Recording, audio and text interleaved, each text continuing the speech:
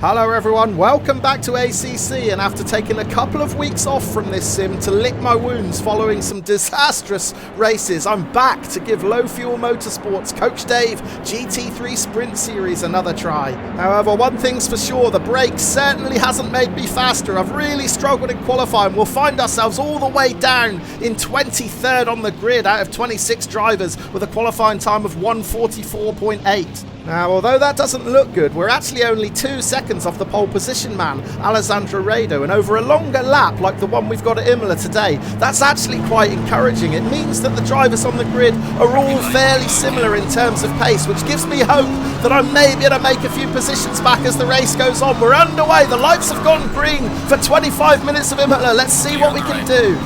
We've got Sebastian Flackensberg to the outside of us. I've let him take a car length's advantage there. I know I'm at the back of the grid, so there's absolutely no point in trying to be a turn one hero. We're going to come through this chicane as cautiously as possible, and we've lost an Audi into the gravel on the right by the looks of it. That was Manuel Sattler.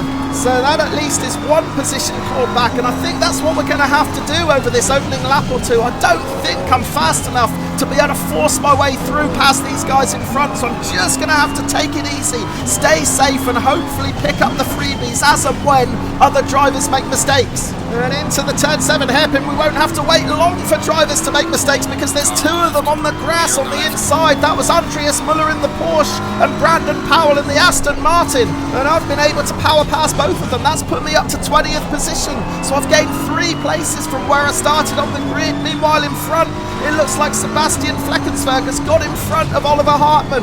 Both those drivers also in BMWs, as is Darren Wright behind. Wright just 0.4 of a second back in 21st as we come out of Aqua Minerale for the first time. I took a slight liberty with track limits there. And now we're approaching this tight chicane for the first time. I'm expecting there to be trouble here, and there is. There's a McLaren facing in the wrong direction. That's Henning Campo. And it looks like we're also going to get past the Mercedes of Torsten Hüpfner. So that puts us up to 18th position. We've gained 5 places now from where we started on the grid, so that was exactly the right call, just to sit back on those opening few corners. There may be more positions up for grabs here because Hartmann and Fleckensberg are coming together through the final 2 turns. I actually missed Hartmann getting back past Fleckensberg. I suspect it happened in the chicane when we were all trying to avoid Campo's McLaren, but anyway, Fleckensberg has taken that 16th position back. He snuck up the inside into the penultimate turn. Meanwhile, as we start lap 2, we're going to come under pressure from Hüpfner in the Mercedes. We saw Hüpfner spin out of that chicane also. So Hüpfner in the number 3 car makes the pass stick before we even get into turn 1. So that's Hüpfner up to 18th, we're down to 19th, and that's also given Andreas Muller the chance to catch up. So let's take another look at these lap 1 incidents that gave us 5 positions back. All of them were caused by nudges from behind. The first being the number 2 Audi of Manuel Sattler. He just gets a tap from behind exiting the first chicane, and that sends him out into the gravel. Fast forward a couple of corners, and Brandon Powell in the number 17 Aston Martin just gets a little bit too close to Andreas Muller's Porsche. There's more contact. This time both of them are on the grass. That gave us 2 more places back. And then keep your eye on the pink Mercedes of Torsten Hüpfner. He's going to have a look up the inside of Henning Campo coming into that chicane. There's no room. He ends up clipping the rear of that McLaren and spinning him right around. The rest of us all have to take avoiding action. Halfway through lap 2, we've still got Muller right on our tail, but at the same time I'm trying my hardest to stick with Hüpfner in front. He's got a 0.6 of a second advantage, but he's run wide into that left-hander, so we're going to move to the right. However, he's going to shut the door really aggressively as we tried to get past. And my initial instinct was that was a bit too aggressive. He returned straight to the racing line. However, when I moved to the inside, he swerved right back across, and I had to get on the brakes really hard to avoid contact. Yeah, let's take another look at this one. Here's Hüpfner running wide. Now he's going to come right back onto the racing line, at which point I switch to the inside and he cuts right back across. I get on the brakes so hard to avoid contact there. That could have been so much worse.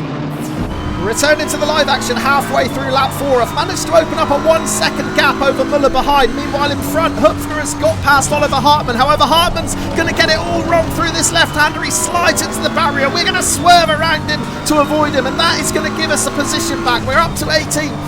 And that was a very welcome freebie because I was just starting to lose touch with this pack in front. Look how far ahead Hüpfner is. He's 3 seconds clear. Another look at Oliver Hartmann's mistake. It was exactly the same mistake that Hübner made a couple of laps earlier. However, this one had far more severe consequences. Hartmann slides into the barrier. He gives it a proper whack there. We're able to get by. And fair play to Hartmann. He stays off the racing line until the cars behind have come safely by. And over the next couple of laps, I continue to lose ground on this pack in front. You can just see me in the rear of the shot now. However, the number 12 Audi of Sebastian Schledder is going to make a big mistake coming through this section. He's way out into the gravel, and by the time he rejoins, I've got an opportunity. I've closed the gap right onto his rear end here. So let's return to the live action. We're halfway through lap 8. And can we do anything at all about challenging the Audi of Schledder for that 17th position? We've certainly got a bit more breathing room behind us now. We've lost Andreas Müller from the leaderboard, so the gap back to Brandon Powell in 19th is now more than 5 seconds, so that's great. We can fully concentrate on chasing Schledder here. And that Audi was certainly a bit wide going through that left-hander. It might have cost him a tenth or two. We're creeping ever closer, just 0.3 of a second the gap. The yellow flags are out. Have we lost someone up in front? Yes, we have. It's Salvatore Spadafora who's crashed out just coming out of Acqua Minerale. And that has promoted us up to 17th position as we come through this chicane. I'm really struggling through this section, and I spin up the rear on exit. That's going to give Schledder a much-needed opportunity to open a gap. Right, let's take another look to see what happened to Spadafora coming out of Acqua Minerale. He actually gets up onto the curb, which costs him a load of exit speed, and then he gets a nudge from the McLaren of Stanley Balls behind. I don't think Balls could have done much about that, riding on board with him. There's the mistake from Spadafora. Balls has got nowhere to go. There's inevitably some contact, and Spadafora gets sent out into the grass. Lap 9 now, and I'm trying my very best to stick with Schledder in front. I'm actually pretty good through this section of the track, and I usually close in a few tenths on the cars in front, but then I undo all that good work in the upcoming chicane, particularly exiting it. So we're currently in 17th, 0.5, 0.6 of a second is the gap. However, we're going to gain a position coming through this time because Sebastian Fleckensberg has spun out.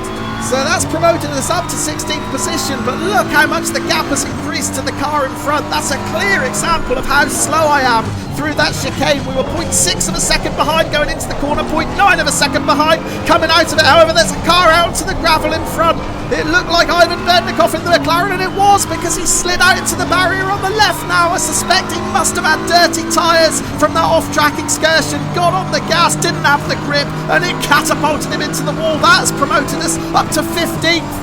Well, if you'd offered me a top 15 finish before the start of this race, I would have snatched your hand off, but it's not over yet. We've still got more than 8 minutes left. However, it might get even better. The white flags are out, and that's because Stanley Balls is out onto the grass to the left, so we've got past him too. We're up to 14th now.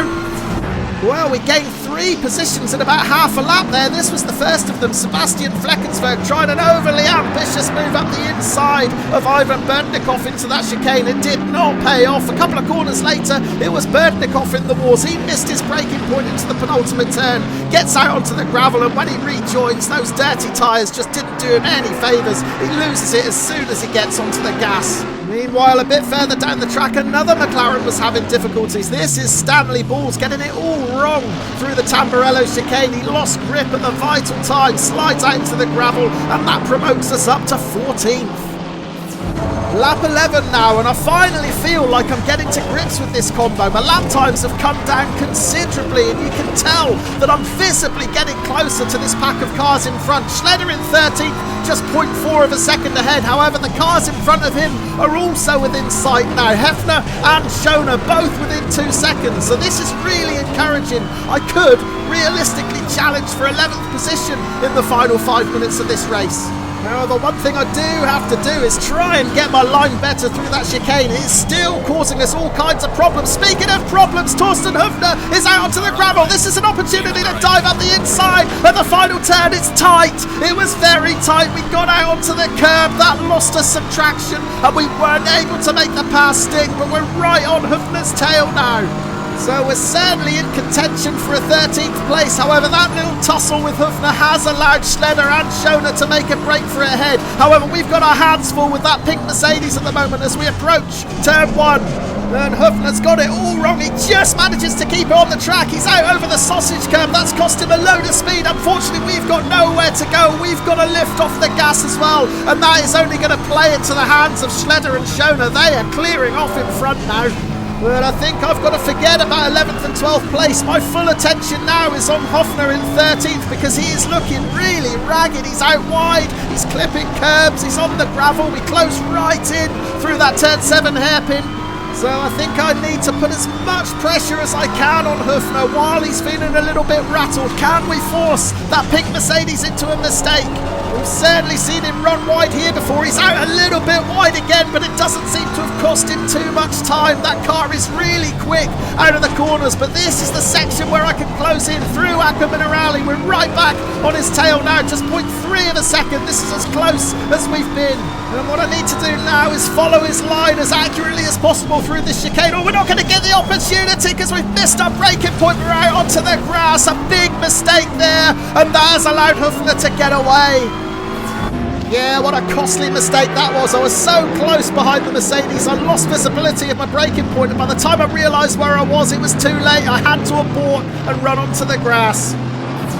Well, I thought that mistake had blown my chances to fight for 13th position, but over the next couple of laps we were able to claw our way back onto the rear end of Hofner. We're now within 0.6 of a second as we come through this chicane. We've just had notification that the race leader is on his final lap, so we're going to get one more lap after this one. Can we bridge this final half a second gap to challenge Hofner?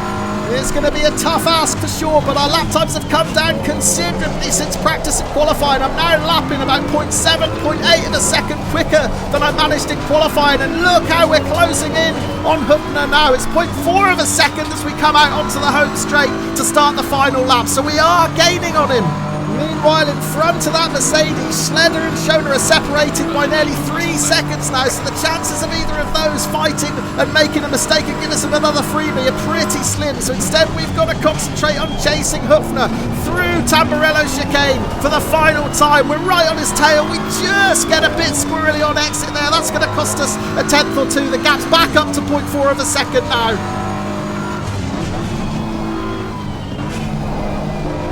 Oh, that felt really smooth through that chicane. That's surely going to give us a speed advantage coming up to this hairpin, and he's missed the apex. There's a small gap. Can't we dive up the inside? We're not quite close enough. I tried my hardest to stick my nose up the inside there, but we just couldn't make the pass stick, and as a result we compromised our exit speed as well.